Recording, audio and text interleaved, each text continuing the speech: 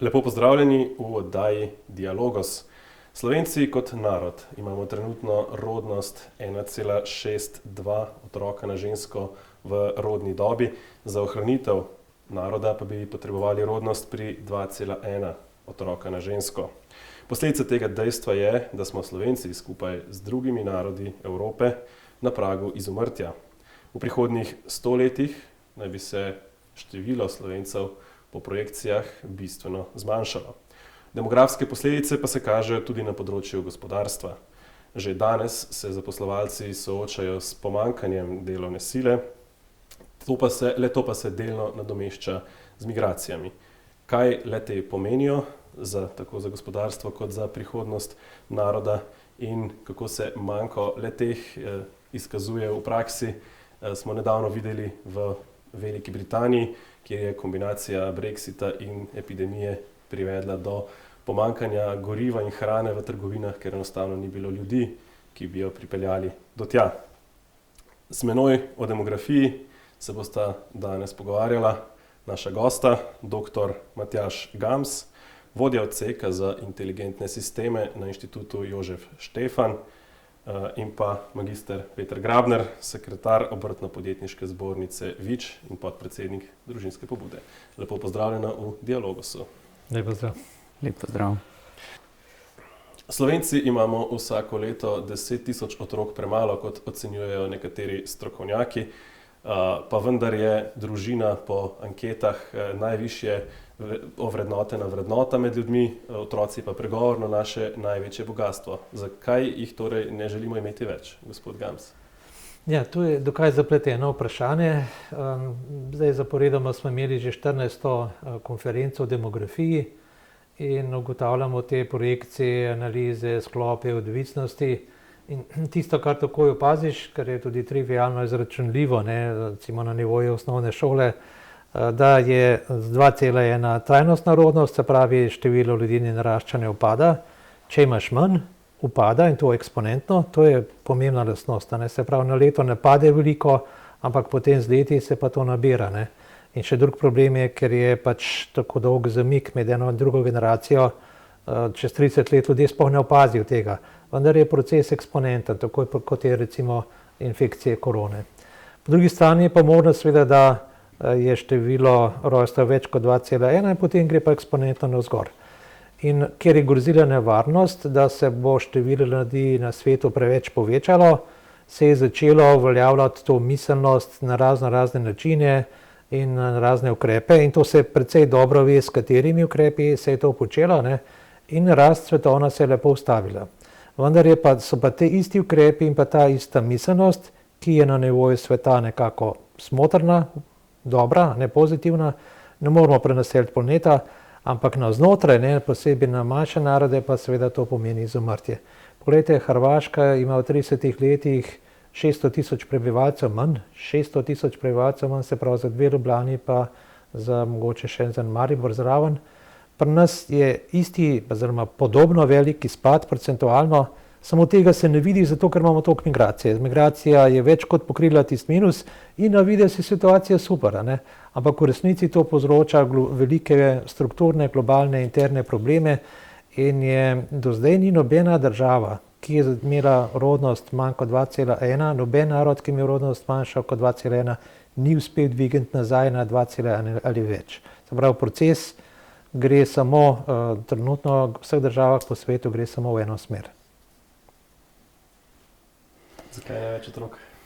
Ja, vprašanje je seveda zelo kompleksno. Mladi bi najlažje odgovorili na to vprašanje, kako čutijo varnost v tej družbi, kako gledajo na prihodnost družine, ko se odločajo, oziroma tudi, če rečemo, ženska, ki se odloča, a bo imela otroka, gotovo razmišlja o teh vseh pogojih, ki so na voljo. Vemo, da pri nas kar kronično primanjkuje stanovanj, ki je ena zelo pomembna dobrina ali pa nujna zadeva za družine, zato da lahko otroka razvijaš in vzgajaš. In seveda mnogo je še teh dejavnikov. Pri nas v Družinski pobudi smo že leta 1998 ugotovili, da stvari ne grejo, oziroma iz teh statistik, ki jih je že moj kolega prej povedal, ne, da stvari ne grejo v pravo smer, in smo dali več pobud, pravzaprav vsako leto pobude državi, vladi, kako s kakšnimi ukrepi poskušati spodbuditi mlade in spodbuditi družine, da bojo imele več otrok, predvsem, da bo na koncu tista številka 2,1 dosežena oziroma presežena za narod, kot je naš, ko je vse majhno, ko je tudi ekonomija majhna, ko je dejansko to še zelo, zelo pomembno. Ljudje marsikdaj zmotno razmišljajo, vsej ljudi je veliko na tem svetu, bojo že nas nadomestili, vendar mi imamo s tem probleme tudi gospodarske, to se pa že zelo resno kaže tudi zdaj. Če lahko dodam tole, narejenih je bila cela vrsta študij in analiz, predvsem z metodami umetne inteligence pri nas, kaj so ključni vzroki. Ali so to mogoče finance, ali stanovanje, ali to imate večji ali manjši avto. In izkaže se, da je to vse nepomembno. Te stvari so vse praktično relevantne. Ključni mehanizem, ki se je začel uvajati po celem svetu, da se zmanjša prevelika rodnost, je bil razkroj patriarhalne družine. V patriarhalni družini ženska nima nobene pravice odločati, koliko otrok bo imela, in pač to, kot jih imajo, toliko jih pa je.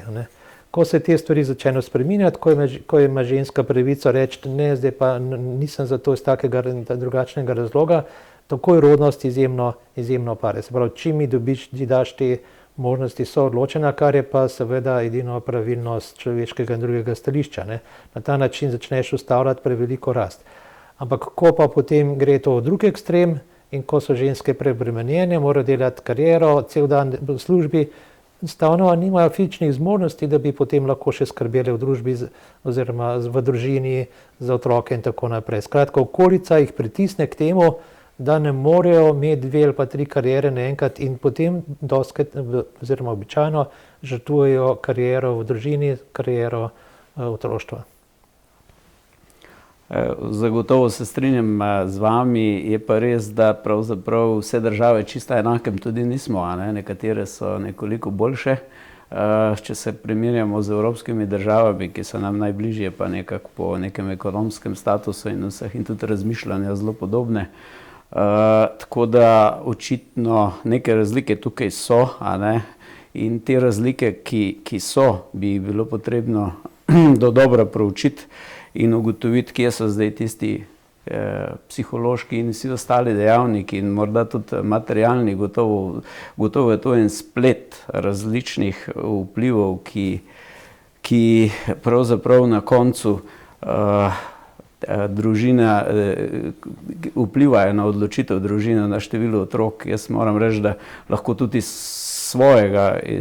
svojih izkušenj povem, da dejansko tudi mlade družine dejansko razmišljajo marsičem, tudi ekonomsko. Morda da res analize kažejo, da ni toliko veliko tega vpliva, pa vendar je. Seveda je tukaj največji problem pri vsej stvari je, da so rezultati oziroma cilji, to je zelo dolgoročna politika. Tukaj na kratki rok, recimo zdaj je vlada, dala, da bo od 3. otroka naprej vrtec brezplačen. Super, to bo delovalo čez 10 let, bo začelo morda kazati resne rezultate. Treba je vedeti, da tukaj tudi družina se ne more iz danes na jutri, to ni tržnica.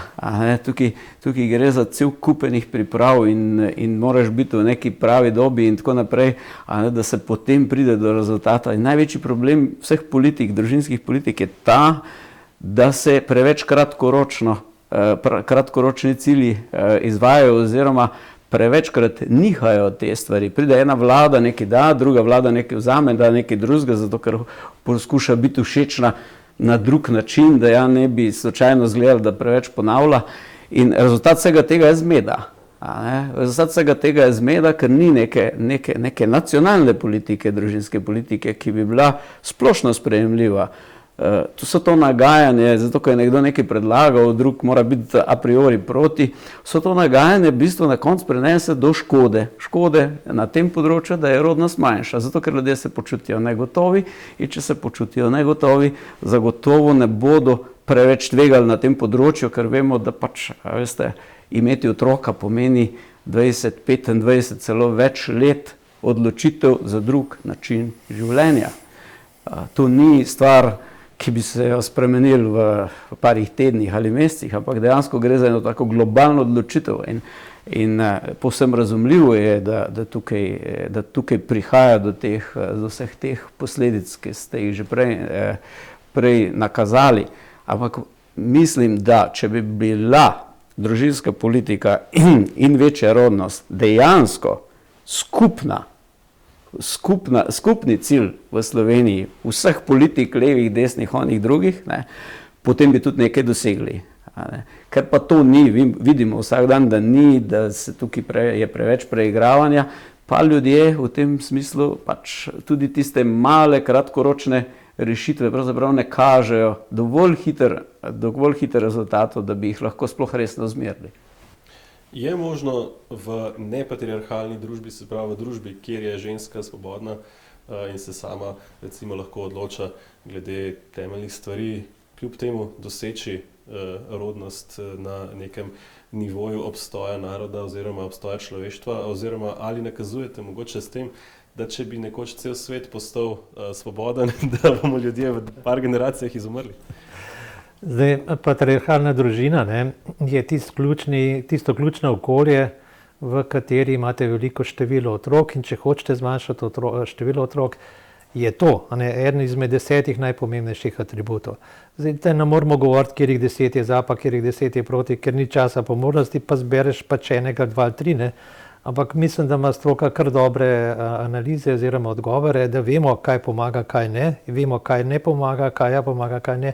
Ampak ta ideja, ne, da bi recimo v današnji Sloveniji nazaj uvedel patriarhalno družino, da nazaj ne bi šolal ljudi, žensk, da jim ne bi dal kontracepcije, to so blojene misli, ne, se pravi, čujem, če sem koga prizadeval, ampak to je mimo, ne. In tudi, da bi se koga manj učilo, to je totalen nesmisel. Kogarkoli se uči več, mu koristi. Tako kot če telovate, je dobro za telo, če se učite razmišljati, je dobro za možgane. Tu nobene dileme ni, ne. Ampak če pa hočete zmanjšati rodnost, veste, katere ukrepe imate. 1, 2, 3, 4, 5, 6, recimo, ali pa 10. Ne. Če hočete povečati rodnost, smo začeli z družino. Ta družina danes pravzaprav se tudi ne more biti patriarhalna, to je nemogoče nazaj uvesti, ampak pomembno je, da je mehanizem družine kot okolje, v kateri ima ženska varnost. To je tisto, ne. V patriarhalni družini ima v bistvu je ženska po svoje brez besede, ampak po drugi strani ima pa varnost. Tudi če gledate recimo neko versko družino, je tipično, da so vloge znane. Ti delaš to, jaz delam to, on dela tisto, ne. In danes je pa tako, da mora biti ženska samostojna, mora imeti kariero, mora delati za denar, mora imeti druga, ne, in ni več v stanju, da je okolje pomaga, da lahko skrbi za otroka. To je tista bistvena energija, bistvena sprememba energije oziroma obremenitve, ki je spremenila igro. In to je treba spremeniti. Če date samo v družini, pa čisto taka, kot je danes, če date primerno vlogo, funkcijo, in to so tudi naš premier in pa minister sta povedala na demografski konferenci, ki je bila pred davnim na Madžarskem, in to je začetek zavedanja. Začetek zavedanja, kaj pomaga. Mi vsaj 5 let govorimo o teh ukrepih, ampak jih je nemogoče spraviti v javnost. In zato rečemo, ne naštevamo 10 ali pa 20 ukrepov, začnimo s 1., 2., 3. in povejmo, zakaj je to pomembno. Družina je pomembna zato, da lahko ženske normalno, zdravo živijo. Če je nimaš, če je prepuščena sama sebi, ne more imeti otrok, ne more imeti normalnega, dostojnega življenja, ker mora zbirati med kariero ali pa med tem, da bo imela otroka. Tak je današnji neoliberalni kapitalizem. Morda bi dodal še to zraven, da tukaj je pač tudi vloga države, ne, ki lahko z svojim dobro razvitim servisom zelo pomaga, ne, pri. Zdaj, če tukaj rečemo ženski, pravilno, dobro je, da ji pomaga še kdo, da ne ostane sama z otrokom, niti slučajno ne bo mogla stvariti v to smer, v star sistem, ki ste ga dejansko že omenili, ampak dejansko je treba rešitve iskati v tem svetu in sedaj. In tukaj gotovo je še precej neizkoriščenih priložnosti, ki se jih da rešiti, ki dejansko, glejte, pomoč, problem, ne vem, z varstvom otroka v popoldanskem večernem času. Ta problem preprosto ni rešen. To je znajdi se varianta, pa še tista znajdi se varianta je pravzaprav lahko hitro delo na črno. To pomeni zelo nezaželeno v družbi. Ampak družina mora najti rešitev. Tudi zato, da lahko ženska, da lahko starši grejo zvečer kdaj ven na lepš, da niso nekje ujeti v nek kalup. Te stvari so sicer morda se komu zdijo majhne, ampak staršem pa zelo veliko pomenijo. Veste, ko si nekaj let v tem kolesju, ti pa zelo veliko pomeni, da greš ven. To se tudi vidi, kako so zdaj ljudje veseli po covidu, ko lahko kam grejo. Veste, to se zdi samo po sebi. Mi imamo polno nekih dobrin v družbi, ki se nam zdijo same po sebi umevne, pa niso tako zelo umevne, kar se kaže ravno tem. Kaj pa, če imaš doma nekoga bolanega za negovati ali pa otroke, pa hitro vidiš, da ne moreš karkoli početi zvečer, ne moreš hoditi naokrog, ker imaš določene obveznosti. Tukaj lahko z dobrim servisom se precej stvari rešijo. Zdaj, ta servis bi se tudi tržno normalno razvil, če bi bilo zadaj dovolj denarja. Starši imajo potem naslednji problem, da vedno primanjkuje denarja. Nobena družina, ki je v razvoju redko kakšna, da ima res dovolj teh sredstev, vedno je primanjkljaj in je potreba na nek način balansirati vse te stvari. In potem se tudi tržne stvari ne razvijajo tako, kot bi se bilo treba. Zato ni večernih vrtcev. Ni, ker pač ni dovolj denarja, da bi se razvili. Po demografski teoriji razvoja krščanstva, kot primerjene študije verske ideologije, je krščanstvo uspelo v primerjavi s poganstvom zato, ker je bila družina.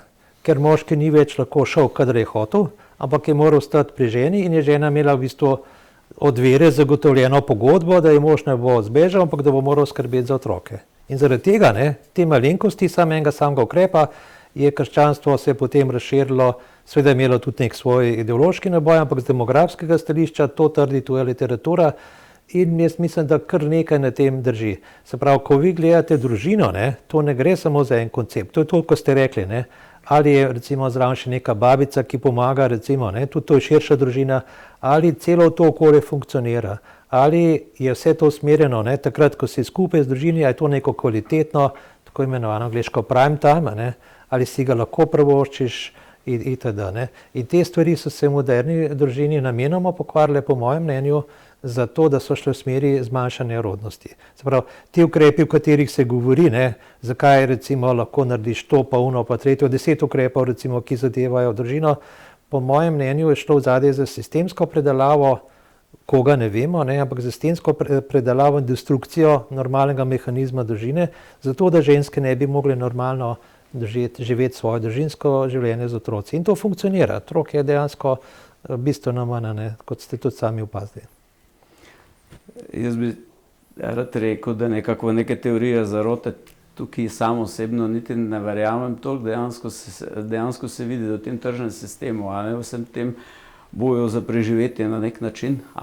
Zdaj smo zelo različni stanovi in tako, ampak kljub vsemu gre tukaj za nek boj za preživetje in tem boju za preživetje je to pravzaprav logična posledica, da pridemo do teh ugotovitev, kot ste jih tudi pokazali. Zdaj, težko verjamem, da bodo učinkoviti ukrepi, ki bodo ciljali na restauracijo družin izpred 100 let ali pa izpred 50 let. Vemo, da smo imeli Slovenci velike rodnosti takrat, tudi vsak ima verjetno kakšne sorodnike, ki so bili bolj množične družine kot sedaj.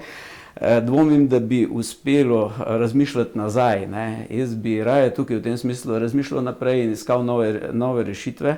Moramo biti inovativni, tako kot morajo biti inovativni zdaj inženirji, ki električne vozila razvijajo. Tukaj ni prostora za sanjanje in za gledanje preveč v preteklost. Mi moramo gledati v prihodnost in moramo iskati rešitve znotraj teh družin, ki jih imamo.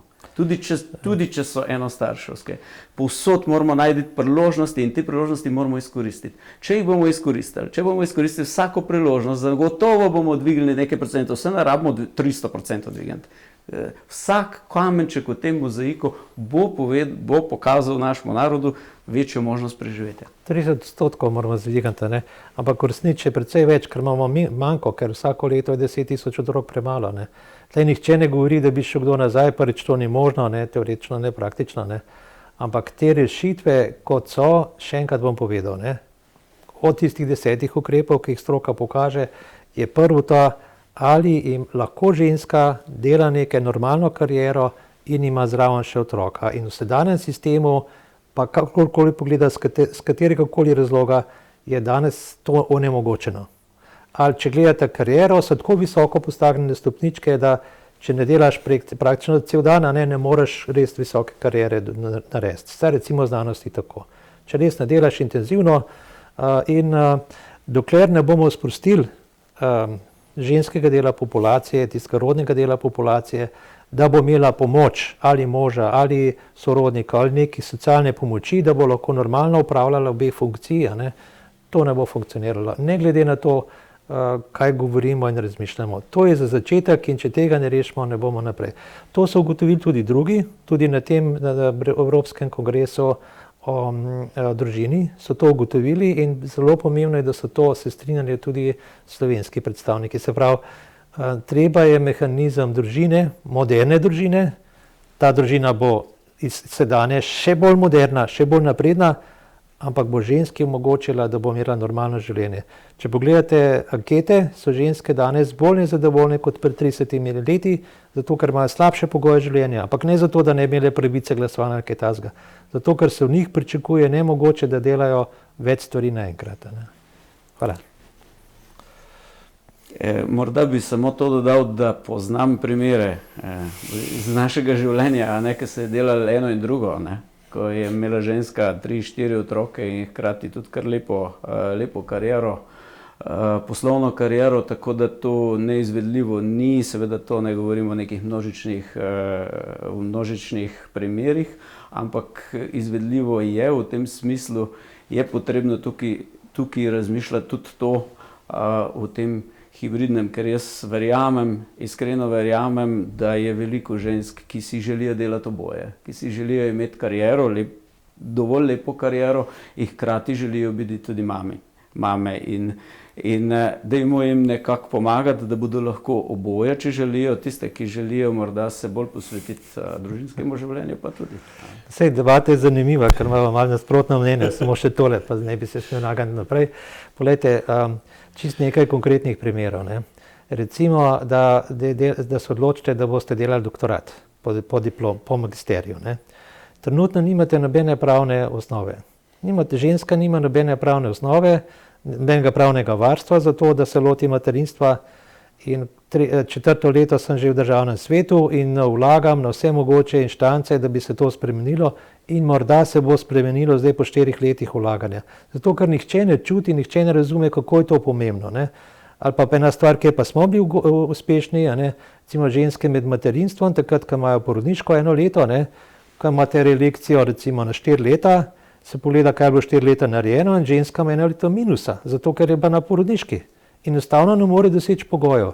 No, to smo sicer že uspeli spremeniti, tako da se tisto leto odbije, premakne, ampak gledajte, to, če teh posebnosti ženske, ki jo ima zaradi svoje naravne vloge, ne upoštevaš in ne daš neke posebne ugodnosti, lahko pozabite, še enkrat, res, da so neki fenomenalni sposobni, ki imajo 4 otroke pa še uspešno kariero, ampak to se ne kaže kot statističen vzorec, to so neki izjemi po tisti Gaussovi krivulji.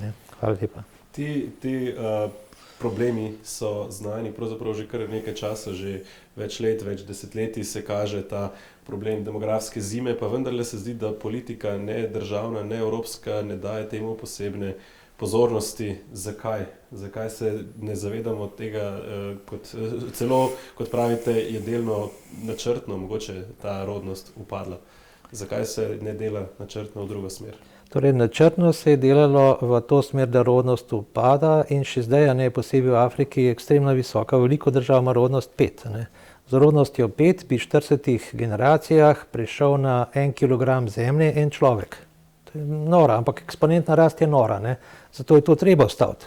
Ampak na srečo se je rast po celem svetu ustavila in zdaj bo čez nekaj 10 let bo število ljudi začelo stagnirati, zdaj raste samo še zaradi vztrajnosti, ne? Zato ker pa če spremeniš situacijo v demografiji, precej časa traja zaradi inertnosti, da pride cel pojav do številskih učinkov. Ne.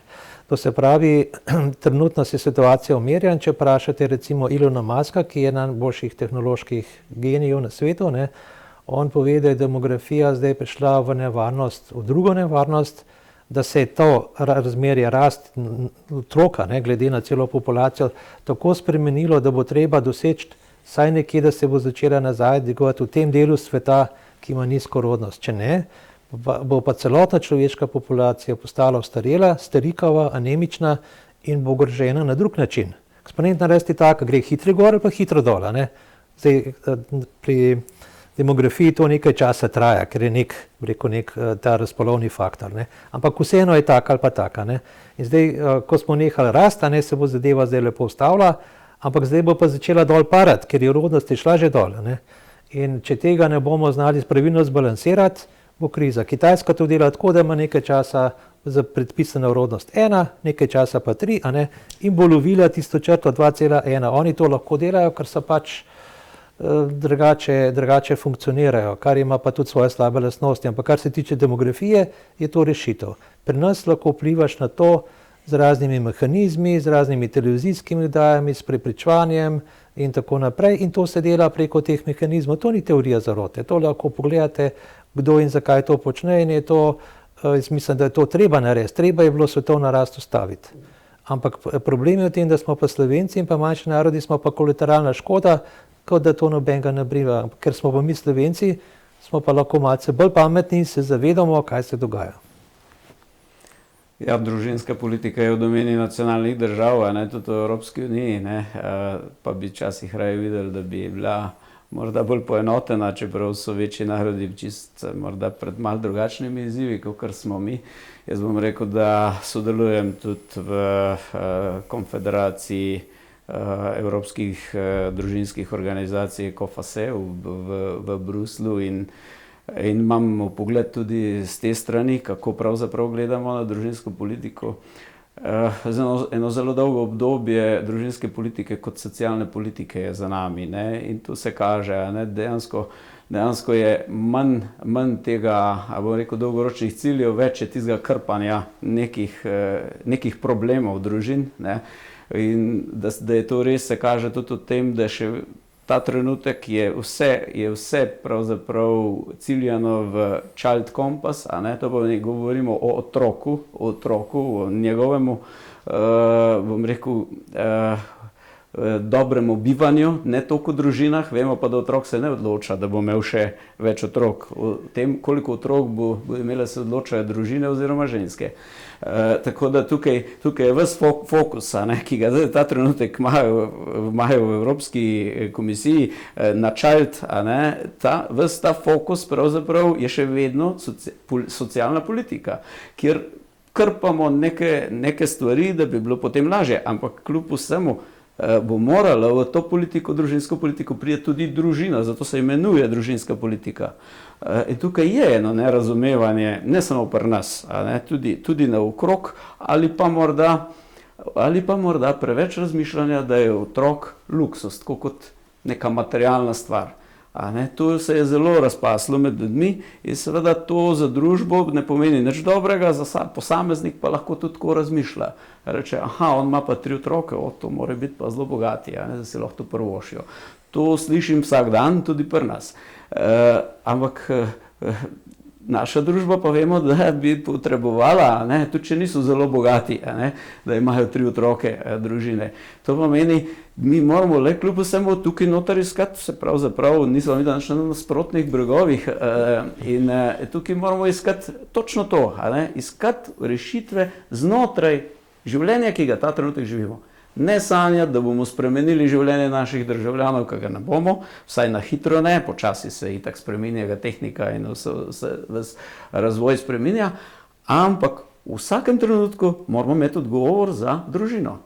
Kako bo družina v tem balansiranju poslovnega, profesionalnega in pa družinskega življenja, ki si ga vsi zelo želimo in ga visoko cenimo, kar smo slišali na uvodu, da bo to mogoče izvajati in da se stvari primerno razvijajo, da se bom rekel, tudi ne ovirajo z nekimi birokratskimi stvarmi določene inovativnosti, ki jih pa družine tudi same imamo. Tudi same družine so že marsikaj razvile, marsikakšno organizacijo, tako je tudi naša organizacija nastala spontano. In zanimivo, naša organizacija, ne glede na to, kako pomembna je ta tematika, ki jo danes ugotavljamo, še vedno nima statusa državno pomembne ustanove, ki bi smeli zbirati del dohodnine za naše funkcioniranje. Mi živimo izključno od prispevkov, od članarin naših članov. Ni problem, bomo preživeli, ampak zanimivo, ko slišimo, kdo vse je pa nacionalno pomemben v teh skupnostih, se moramo pa vprašati, a imamo mi res cilj družinska politika? Mislim, realno gledano, so nas polna usta, tako kot so nas polna usta neke ekološke politike, pa vemo, koliko je potem v resnici zadev izpeljanih, oziroma koliko je pravzaprav koliko so te misli tudi iskrene. Jaz vsem pravim, da bomo zagotovo našli rešitve, ko bomo dosegli družben konsens, da je družina pomembna in da so rodnosti pozitivne, ne tako kot nekateri razmišljajo, otroci pa preprosto onesnažujejo planet in to gotovo ni dobro za planet. Tudi taka razmišljanja so v družbi in tega ni tako malo, in vse to se pravzaprav sešteva in rezultat je tak, kot je. Sej ni treba nič pametovati, sej vsi vidimo, pravzaprav okrog nas se ozremo. Tukaj je samo vprašanje, kako zdaj narediti preboj ali pa vsaj premik naprej. Če družba nima dovolj lastnih potomcev, nekako delovno silo, ki posledično manjka, išče s priseljevanjem, tudi to je razlog, zakaj je Slovenija edina izmed držav nekdanjega vzhodnega bloka, kjer se število prebivalcev ni zmanjšalo. In kljub temu, da so medijsko najbolj izpostavljene prav ilegalne migracije, je večina teh migracij, ki se v resnici zgodijo legalnih, izvajajo jih gospodarstveniki, podjetniki, ki iščejo svoje delavce. Kakšno je stanje na tem področju v Sloveniji, kako to izgleda v praksi? Ja, malo ste že nakazali, dejansko primanjkljaj po delovni sili je pravzaprav zelo velik. Ta trenutek je situacija taka, da smo že precej izpraznili tudi balkanske bazene delovne sile in da smo gospodarstveniki grejo še dlje. Ta trenutek so ciljna področja Turčija in podobna okolja, kjer se pač preprosto naroči primerne kadre in se jih tudi dobi preko raznih agencij. Seveda je potem potrebno s temi delovnimi dovoljenji urediti, ampak kljub vsemu, če je potreba po delavcu, tudi običajno delovno dovoljenje se na nek način potem kar dobi, je pa to lahko za marsikoga, za marsikakšno podjetje edina rešitev. Dokler seveda robotizacija in digitalizacija ni na taki stopni, da bi vsaj delovno intenzivne panoge v celoti avtomatizirali. V tem primeru bo potreba po teh migracij, gospodarska potreba bistveno manjša. Vemo pa, da ta trenutek nam zmanjkuje čipov za najbolj neelektrične, za navadne avtomobile. Kje smo še mi z robotizacijo, z tem? Seveda podjetja veliko investirajo tudi pri nas in država jim pomaga in smo zelo zadovoljni. Kadar se najdemo tukaj, da gremo naprej v to smer, seveda sporedno je pa treba izvajati tudi to legalno pridobivanje delovne sile, kjerkoli že je. Če je le nekakšna jezikovna bariera, ni prevelika, da se da sploh potem v praksi delati, ker vemo, kaj se dogaja, ko ponekod sploh težko komunicirajo stranke od podjetij, težko komunicirajo z delavci, ker praktično ne znajo slovensko. Tu je izjiv. Taj bi se pridružil, če pogledate obema, če pogledate sosednje države, recimo Romunijo, Poljsko, Madžarsko, kjerokoli državo, vsaka ima po nekaj milijonov ljudi manj. Nekaj milijonov. Predstavljate na državo, ki ima 200 milijonov, pa ima nekaj milijonov manj To so šli v glavnem na boljše, recimo na boljše plače, v zahodno Evropo, ki ima tako minus, kot ga imamo mi, ima tudi zahodna Evropa minus, ker ima prveh narodnost.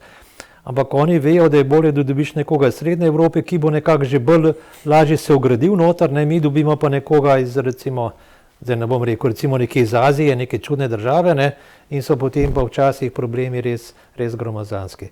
Ta drugi veliki problem je to, da nam najboljši uhajajo. Mi imamo beg možganov, nekaj tisoč, že cene so razne, ampak recimo gleda velikosti 4000 najboljših nam gre ven, na odlične plače, na ekstremne dobre pozicije, ampak to pomeni, da bogate države, ne, imajo bazen, kadrovski bazen in pobirajo tle vse najboljše, ki grejo k njim delati. Ne.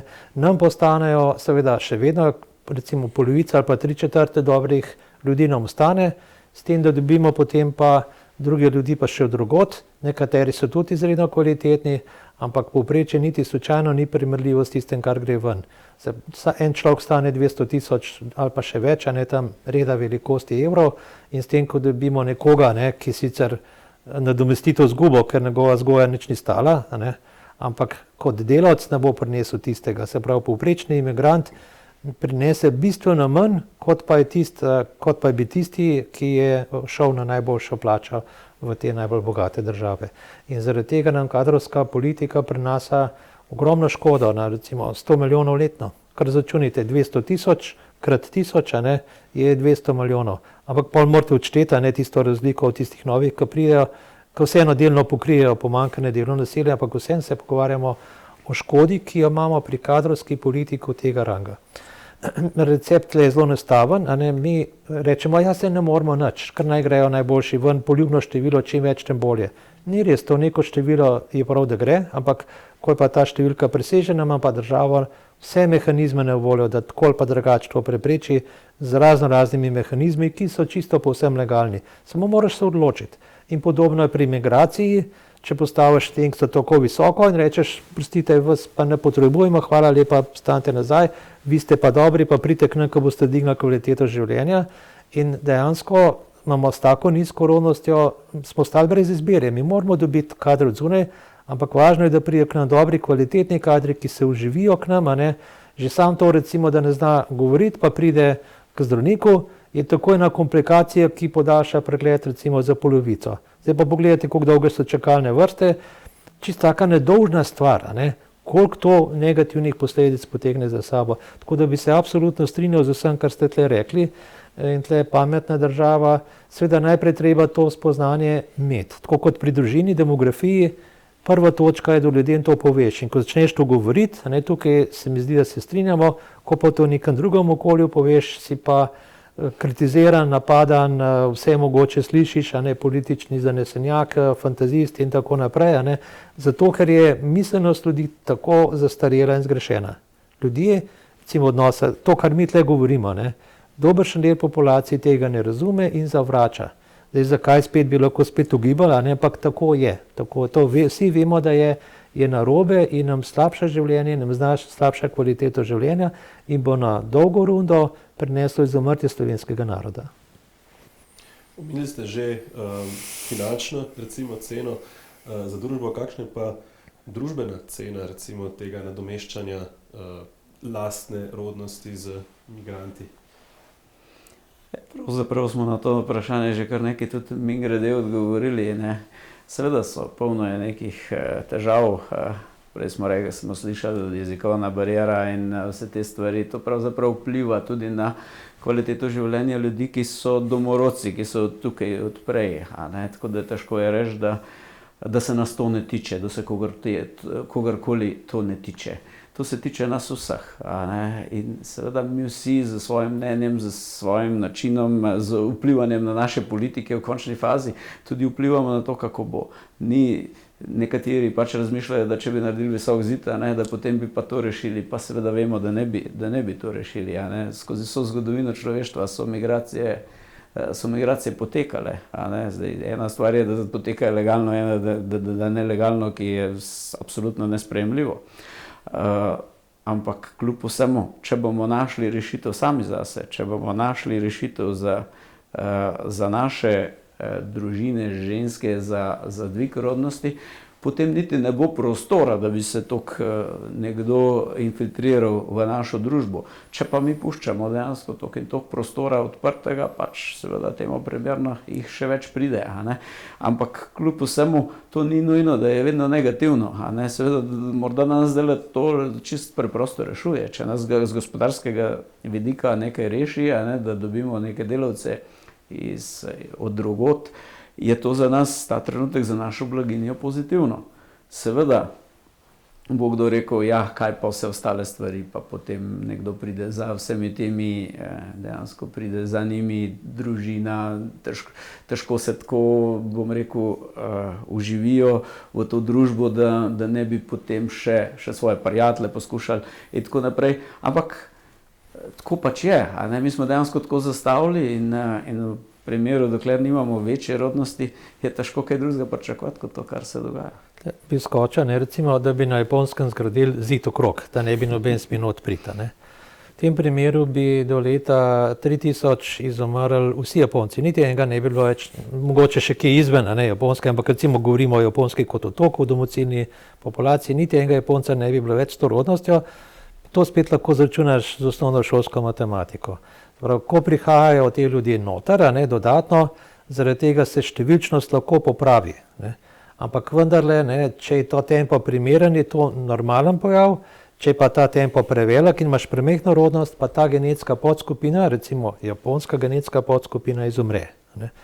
In je to tista ključna dilema. Se pravi, tudi Slovenci, Hrvati in tako naprej so vsi nekako genetsko, biološko, kulturno in tako naprej neka podskupina, ki lahko preživi ali ne. Če ni nobenega prihoda noter, je to spet nevarno. Se pravi, to ni tako, da je dobro namerno, zid ste rekli zid. Se pravi, mora biti nekaj mešanja sem pa noter, to je najbolj zdravo, ampak mi imamo bistveno premehen lasten prirastek, bistveno prevelik pritok navzven in zaradi tega bo dejansko slovenska genetska skupina izumrla. Lahko, da bodo še zmeraj govorili slovensko čez par sto let, ampak Slovencev po genetski lastnosti pa ne bo več. To so recimo zelo očitne projekcije, pa vendarle se da na te projekcije oziroma vplivati, verjameta, da smo zmožni še ta trend obrniti, ali se vam zdi, da bomo Slovenci izumrli? Ljudje se ne zavedajo, kako resna je situacija, kar zgleda danes na jutr, ali bom še danes na pijačo, recimo zdaj po tem pogovoru in tako naprej, tako razmišljaš, recimo, ali pa mogoče razmišljaš eno leto naprej, ne razmišljaš pa, kaj bo čez nekaj 100 let. Če se trendi ne bodo spremenili, ja, vse projekcije kažejo, da če bomo ostali na tem, kot smo zdaj, na takem režimu, sistemu družine, kako država Slovenija funkcionira, ja, bomo Slovenci izumrli in ne morete z ničemer tega preprečiti. Vi se lahko zmislite še take fenomenalne drage avtomobile ali pa ne vem kaj drugega, to se bo zgodilo. Skratka, treba je spremeniti demografsko politiko, treba je spremeniti priseljeniško politiko in najprej je ključnega pomena, da spremenimo zavedanje tega. Poglejte, dostikrat to povem. Pred Darwinom, veste, vsi vemo, kdo je Charles Darwin, so mislili, da so vrste trajne. Se pravi, vedno bo živela neka moa v novozelandskih gozdovih, pa vedno bo želel, ne vem, kdo recimo na Tasmaniji, tisti tasmanski tiger in tako naprej. Danes vemo, da vrste izumirajo in nastanejo nove, vse teče, pantarej. In tako je tudi z narodi. Samo ljudje se tega ne zavedajo, zaradi tega, ker je ta proces počasen in ker so živalske vrste zelo eksplicitne, se pravi, vi ne morete zamenjati volka za leva, recimo. Ampak človeške podvrste so pa, je treba biti relativno strokovno natančen, da lahko to določiš, tudi genetsko se da, ampak če greš na ta eksakten nivo, pa ugotoviš, da je proces natanko tak. Nekateri se zelo razširjajo, tudi zdaj, v teh časih, drugi pa grejo, pa nekako implodirajo in za celo človeštvo je nevarno. Se pravi, dokler posamezni narod, kot je slovenski, pa hrvaški, pa tako naprej, začne implodirati, za celo populacijo ni toliko nevarno, pa ker študiramo svetovno civilizacijo, tako kot delam vas tudi mi študiramo to z metodami, pa vidimo, da če bi se ta proces zgodil pa na nivoju človeške populacije, bi pa celo človeška populacija zamrla. Se pravi, ta proces implodiranja je, če se ne bo spremenilo, je strašljiv. Še en primer bi povedal, to je tako imenovana podganja oziroma mišja patologija.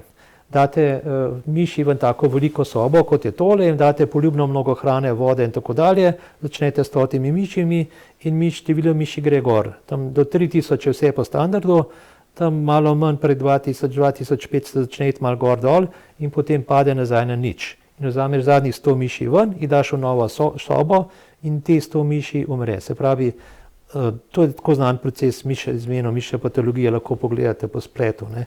Se pravi, določeni procesi v družbi, določeni procesi v civilizacijah pripeljejo do razkroja in propada civilizacije. Dokler je batovinkovska civilizacija ali pa rimska civilizacija, nič hudega, se je nastala pa ena druga. Ne. Ampak vendar je treba ta spoznanja, ki jih ima današnja stroka, ki so pa toliko znanja še nismo imeli na nivoju človeštva, tako dobro, kot razumemo stvari, ne. Hkrati se dogaja pa drug pojav, tako velika zaslepljenost ljudi. Ne. Zakaj to, kar govorimo danes, ni splošno sprejeto, ko ste rekli, bo nujno treba splošno? Ja, to je predpogoj, ampak je zelo težko, ker so nekateri ljudje trdo prepričani, da to ni res, kar govorim, da Slovenci vedno bojo, ne bojo nikoli izumrli. Moja je izumrla, dobro, to je bila žival, mi smo pa ljudje, nam se pa to ne bo nikoli zgodilo. Ne. In je treba to res preiti na strokovno, miselno, poglobljeno, tudi duhovno razmišljanje, da se teh problemov lotimo na pravi način, če ne bodo pa posledice bistveno težje, kot si danes ljudje predstavljajo. Bomo Slovenci izumrli ali mislite, da je še upanje, da se ta trend obrne? Ja, jaz pravim, da upanje umre zadnje. Čeprav se v marsičem zelo strinjam z mojim sogovornikom. Seveda, eno je, ko gledamo genetiko in seveda se te stvari tukaj ni dvoma, ali zdaj drugo je, kaj si ljudje predstavljamo pod tem, kdo smo Slovenci. Večina predstave človeka je naša kultura, naš način življenja in tako, to si predstavljam. In potem, če ta naš način življenja nekako hranjamo, potem nimamo občutka, da naša genetika pa uhaja, s križanjem nekako uhaja ven iz teh naših osnov, čeprav vemo, da je vse tudi povezano. Tako da bodimo optimisti. Gotovo nekdo na tem območju bo živel. Tako kot je že veliko narodov bilo na tem območju, bo tudi v prihodnosti, dokler bo človeštvo na svetu, bo tudi tukaj nekdo živel. Kdo pa bo to najboljši zmagal? Magister Peter Grabner, dr. Matjaž Gams, najlepša hvala za današnje sodelovanje v oddaji Dialogos. Spoštovani gledalci, gledajte nas še naprej tudi v prihodnje, ostajamo z vami. Srečno. Hvala lepa.